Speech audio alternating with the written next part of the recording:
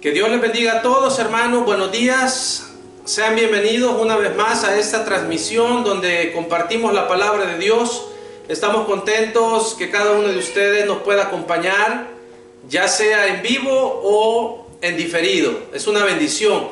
Como siempre les pedimos que por favor compartan este programa y que le den un pulgar arriba para que las redes sociales puedan promoverlo y que el mensaje del Evangelio siga siendo predicado y esparcido y que llegue a más personas. Vamos a orar y nos vamos a poner en las manos de Dios para pedir su bendición. Amén. Padre nuestro, gracias te damos en esta mañana, Señor, por esta oportunidad de compartir tu palabra. Gracias, Señor, por las personas que sintonizan este programa. Te rogamos, Señor, que tu bendición esté con cada familia. Aquellas personas que con un corazón humilde reciben tu palabra, te pedimos que tú les bendigas, que concedan las peticiones de su corazón, que quiten las dolencias, que sanes toda enfermedad. Mira las aflicciones de cada persona. Te rogamos que tú tomes cuidado, que podamos descansar en ti, Señor. En el nombre de Jesús te pedimos perdón por nuestras faltas y te rogamos, Señor, que la palabra tuya venga como un alimento que nos fortalezca el espíritu, en el nombre de Jesús. Te damos gracias en esta mañana, Señor. Amén. Amén. Vamos a leer en el libro de Apocalipsis, capítulo 2, continuando el estudio de las 7 iglesias. Corresponde el capítulo 2 y el versículo 12. Sería la tercera iglesia de esta enseñanza. Capítulo 2 y versículo 12 de Apocalipsis. Escribe al ángel de la iglesia en Pérgamo: el que tiene la espada aguda de 2 filos dice esto: yo conozco tus obras y dónde moras, donde está el trono de Satanás. Pero retienes mi nombre y no has negado mi fe, ni aun en los días en que Antipas, mi testigo fiel, fue muerto por vosotros. Fue muerto entre vosotros, donde mora Satanás. Pero tengo unas pocas cosas contra ti, que tienes ahí a los que retienen la doctrina de Balaam, que enseñaba a Balac a poner tropiezo ante los hijos de Israel, a comer de cosas sacrificadas a los ídolos y a cometer fornicación. También tienes a los que retienen la doctrina de los Nicolaitas, la que yo aborrezco. Por tanto, arrepiéntete, pues, si no, vendré pronto a ti y pelearé contra ellos con la espada de mi boca. El que tiene oído, oiga lo que el Espíritu dice a las iglesias. Al que venciere, daré a comer del maná escondido, y le daré una piedrecita blanca, y en la piedrecita escrito un nombre nuevo, el cual ninguno conoce sino aquel que lo recibe. Bueno, como ya leímos, el tema para esta mañana es el mensaje a la iglesia de Pérgamo. Continuando con esta secuencia, el Señor se revela al apóstol Juan en la isla de Patmos, y parte de las encomiendas que Dios le da a Juan es que mande una carta a cada una de estas iglesias. Ya estudiamos la primera, que fue la de Éfeso. Hace 2 semanas estudiamos la segunda, que fue la iglesia de Esmirna, y hoy el mensaje va dirigido a la iglesia de Pérgamo. Entonces Juan tenía la tarea de escribir este mensaje al líder de la iglesia. Aquí, como dice la Biblia, y ya lo hemos dicho, que es el ángel. Cuando dice la Biblia, escribe al ángel, escribe al pastor, al líder de la iglesia en Pérgamo. Y dice, el que tiene la espada aguda de dos filos, dice esto. Bueno, cuando la palabra de Dios habla de la espada aguda, ya hemos estudiado que se refiere a su palabra. Una espada de dos filos. Generalmente nosotros hemos visto en la historia los grupos primitivos, las naciones, antes que existieran las armas de fuego, las naciones utilizaban las espadas, las lanzas, las flechas. Pero las espadas comunes eran las espadas que se parecen a lo que hoy tenemos en la casa, como los cuchillos. Claro, pues algo más grande, todos sabemos. Pero generalmente era de un filo. Casi solo un lado tenía filo, y esa era un arma obviamente mortal, muy peligrosa. Y estaban las otras espadas que todavía eran más mortales, que eran las espadas que tenían los dos filos por ambos extremos de ese pedazo de metal. Obviamente eran forjados y todo, y eran el doble de peligrosas. Porque para cualquier lado que le diera el soldado, podía crear muchísimo daño, hasta la misma muerte. Entonces el Señor dice, el que tiene la espada aguda de dos filos. Pero cuando dice la espada, la palabra de Dios, la Biblia se refiere precisamente a la palabra de Dios. Cuando dice la Biblia, también acá menciona en el 16, nos vamos a adelantar un poquito, dice, arrepiéntete, si no vendré pronto a ti y pelearé contra ellos con la espada de mi boca. Entonces, cuando dice la espada de mi boca o la espada de dos filos, es lo mismo, se refiere a su palabra. Se refiere a la palabra que Él ha hablado. Por eso, precisamente estas palabras generalmente no es algo que le caiga en gracia a las personas. El Señor hablaba la palabra como debía ser dicha. Los profetas en el Antiguo Testamento hablaban la palabra de Dios como debía ser, y no siempre caía en gracia. La mayoría de veces no caía en gracia. Por eso se compara con una espada, porque sabemos el daño que genera una espada. Obviamente es algo que daña el cuerpo, que mata. Entonces la palabra de Dios se compara con una espada, porque generalmente duele cuando nosotros conocemos las verdades de Dios. Por eso el Señor dice, el que tiene la espada aguda de dos filos. Porque la palabra no es algo que a la gente le guste. Por eso, ¿por qué razón piensan ustedes de que el 90% o el 99% de la población rechazan a Dios? De cualquier nación del mundo, si usted quiere. Yo creo que menos del 1% de la población mundial abrazan el Evangelio. Menos del 1%. Es por eso. Porque la espada, la palabra es dura. Entonces, mi amor, cerrame la puerta de vidrio, please. Entonces, tenemos esa verdad, que la palabra de Dios llega, pero cuando nosotros, por amor a Dios, nosotros, a pesar de que la palabra sea dura, a pesar de que nos golpee, nosotros la abrazamos y decidimos corregirnos. Entonces vemos que así como el Señor puede hacernos una herida con su palabra, Él también, dice la misma Biblia, que nos pone el bálsamo. Él nos hiere, pero Él nos pone el bálsamo también. Él nos cura la herida. Y al final será un beneficio.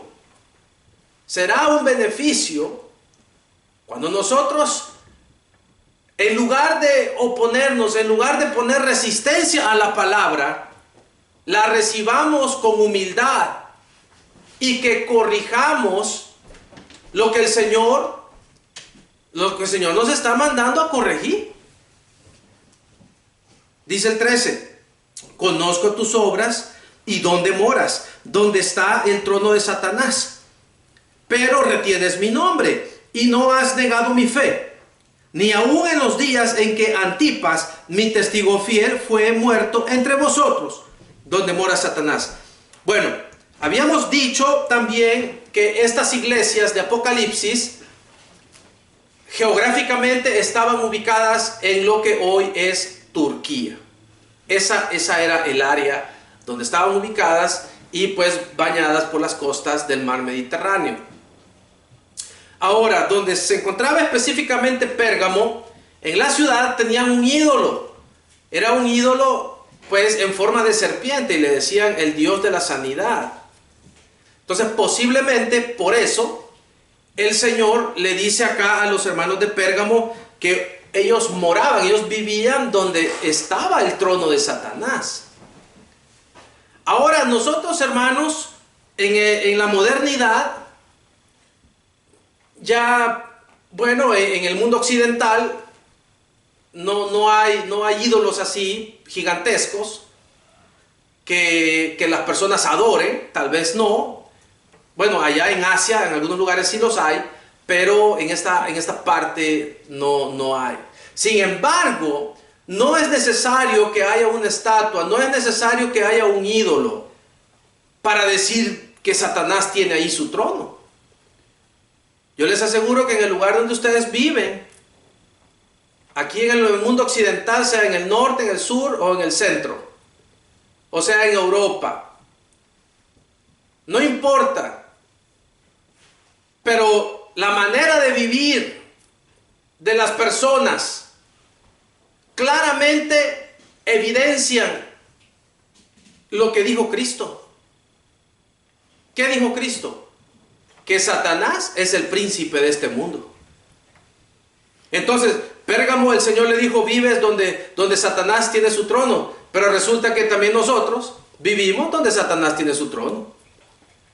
O sea, que Él gobierna, Él domina. Y lamentablemente las multitudes van tras Él. Conductas completamente alejadas de la voluntad de Dios, alejadas de la palabra de Dios, alejadas del ejemplo que nos dio Jesús. Pero dice la palabra, retienes mi nombre y no has negado mi fe, aún en los días en que Antipas, mi testigo fiel, fue muerto entre vosotros. No tenemos mayor información de Antipas. Esta es toda la información que hay. Que fue un mártir. Dice, fue muerto entre vosotros. La situación estaba tan difícil acá en Pérgamo que hasta este hombre de Dios, Antipas, lo martirizaron, casi como Esteban, capítulo 7 de Hechos. Pero dice, retienes mi nombre y no has negado mi fe. Entonces, hermanos, ese es el llamado para la iglesia. A retener el nombre de Dios, a no negar la fe, a mantenernos firmes. No vamos a irnos con la corriente. Sabemos que la corriente del mundo puede arrastrarlo a uno. Y lo más fácil, cualquiera diría, ¿para qué vamos a batallar? Vamos con la corriente. El llamamiento de nosotros es, dice la Biblia, retener el nombre de Dios y no negar la fe. En otras palabras, seguir en contra de esa corriente del mundo. A pesar de que lamentablemente estemos en una ciudad o en un lugar donde Satanás tenga su trono, que es la mayor parte del mundo geográfico donde vivimos, la mayor parte. Porque Cristo lo dijo. Satanás es el príncipe del mundo, dice. Entonces, si Cristo lo dijo, es porque es cierto. Y podemos observar nosotros las conductas de nuestros semejantes. completamente alejadas de la voluntad de Dios, en diferentes matices, unos poquito, otros bastante, otros excesivamente, otros en privado y en secreto, pero alejados de la voluntad de Dios. Pero el llamado para los creyentes el llamado para los hijos de Dios es retener mi nombre, dice el Señor, y no negar mi fe. En esta parte del continente casi no existen esas situaciones difíciles de martirizar personas, aunque yo sé que hay algunas allí en la parte del sur de México, por Chiapas, en Guatemala también, o allá en Sudamérica también. Hay unas partes donde se han sabido que han martirizado cristianos. También en Asia, en algunas partes de Asia, martirizan cristianos. Pero acá donde estamos nosotros, en la área norte, eso no pasa. ¿Y cómo son las cosas? Que la iglesia de Pérgamo, a pesar de que había mártires, o si nos podemos mencionar el ejemplo de Esteban, en el capítulo 7, a pesar de que esos mártires estaban allí para asustar a los demás, la iglesia continuaba con un ímpetu que en el presente no se mira. Y a pesar de que aquí no tenemos mártires, pudiéramos decir, pues entonces como aquí no martirizan a nadie, vamos a darle con todo a predicar, pero no es así. Es una contradicción. Los creyentes deberíamos estar a la vanguardia, anunciando el evangelio en esos últimos tiempos. Pero lo principal, retener el nombre del Señor y no negar la fe. Dice el 14, tengo unas pocas cosas contra ti, que tienes ahí a los que retienen la doctrina de Balaam, que enseñaba a Balac a poner tropiezo ante los hijos de Israel y comer las cosas sacrificadas a los ídolos y a cometer fornicación. También tienes a los que retienen la doctrina de los nicolaitas, las que yo aborrezco. Cuando se refiere a la doctrina de Balaam, se refiere a la avaricia. Balaam fue un profeta que se corrompió. Había un rey, eso está en el libro de Números, un rey que se llamaba Balac, y dijo, voy a contratar a Balaam, porque era un profeta de Dios. Y le dijo, Balaam, yo te voy a recompensar con mucha riqueza para que vayas y me maldigas al pueblo de Dios, al pueblo de Israel, o sea, a su mismo pueblo. Y Balaam accedió. Ahí está la historia esa, que se subió hasta en un burrito, ¿verdad? Y cuando iba en el burro se paró y no quería seguir, y Balaam le pegaba al burro, apaleaba al pobre animal.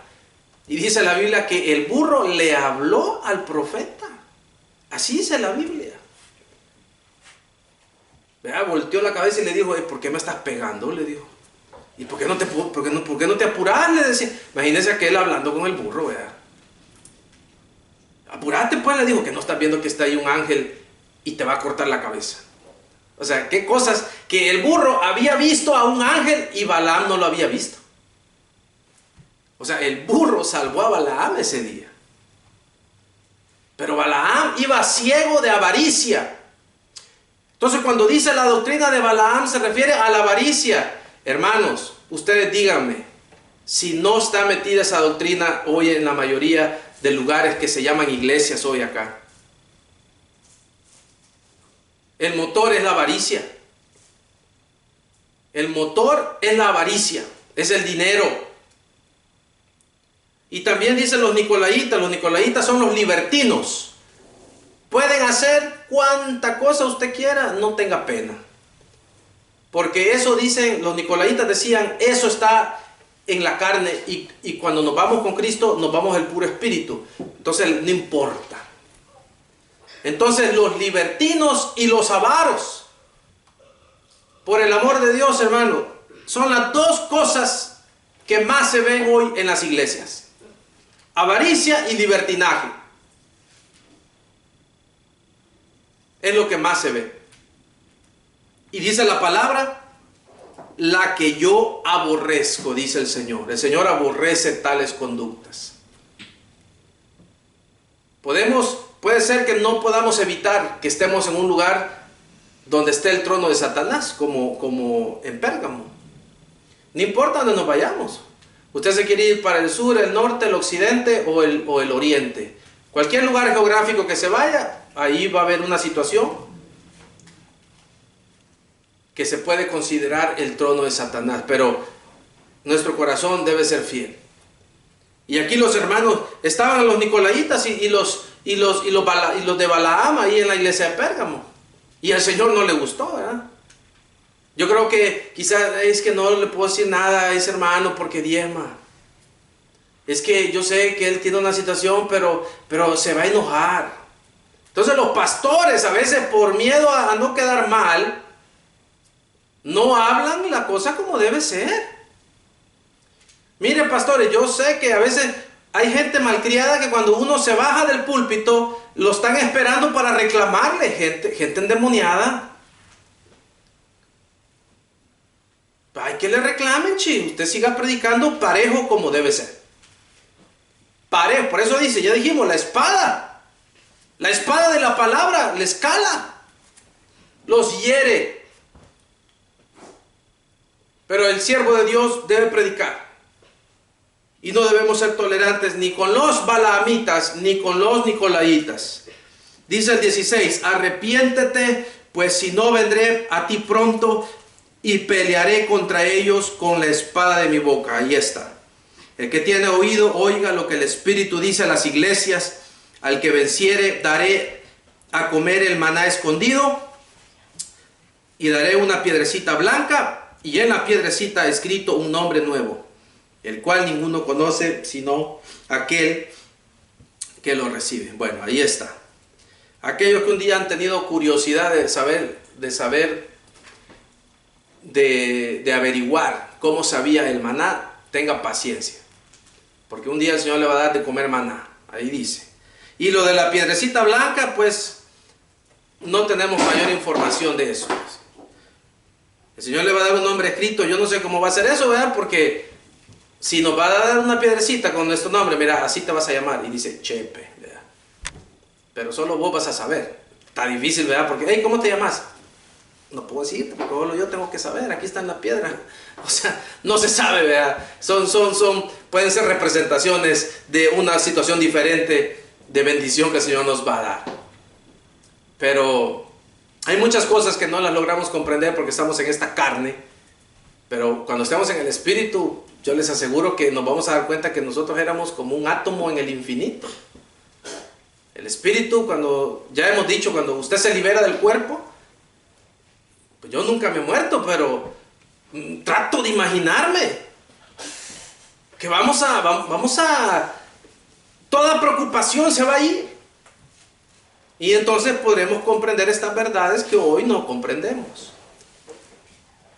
Así que, hermanos amados, seamos fieles a la palabra, seamos fieles a las verdades de Cristo. Aunque estemos donde está el trono de Satanás, pues no podemos evitarlo. Pero sí, mantengámonos en la firmeza.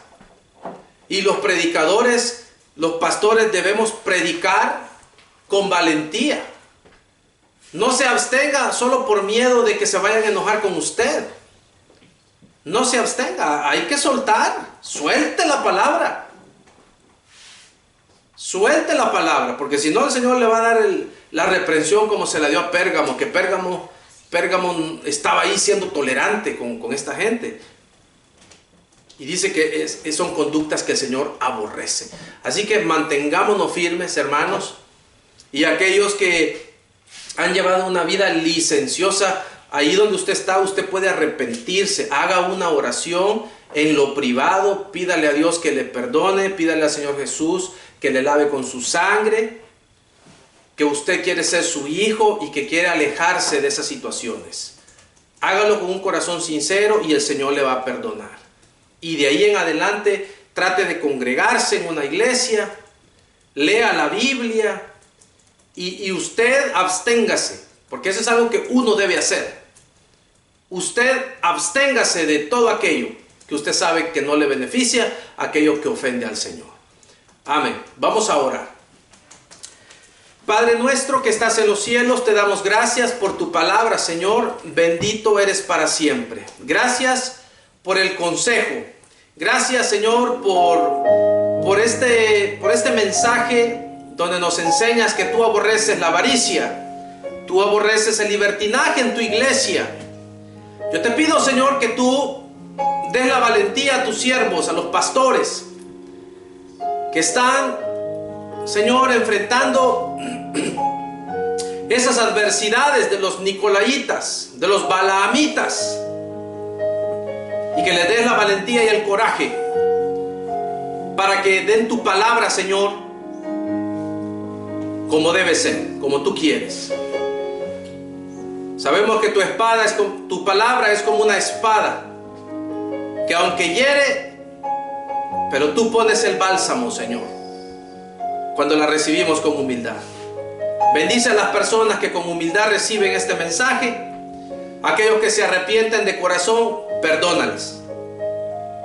En el nombre de Jesús, gracias te damos. Amén.